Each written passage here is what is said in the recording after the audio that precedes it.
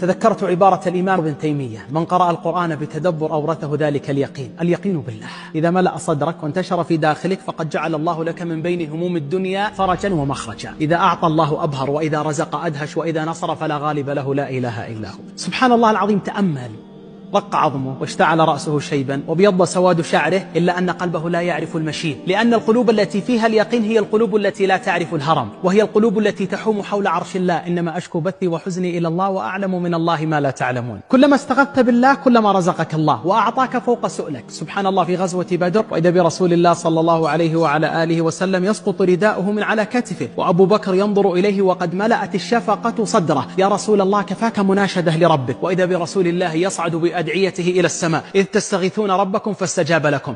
الهموم التي تصعد للسماء هي التي تنقطع سريعا، والأمان التي ترتفع إلى العلو هي التي تنزل سريعا بفرج من الله ورزق من عنده جل وعلا.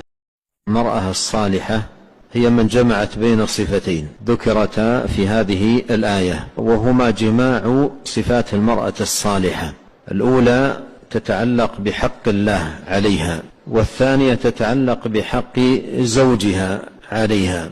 قال: فالصالحات قانتات حافظات للغيب بما حفظ الله. قانتات هذا حق الله عليها، والقنوت هو مداومة الطاعة حفاظا على فرائض الإسلام وواجبات الدين، وخاصة الصلاة. قال الله جل وعلا: حافظوا على الصلوات والصلاة الوسطى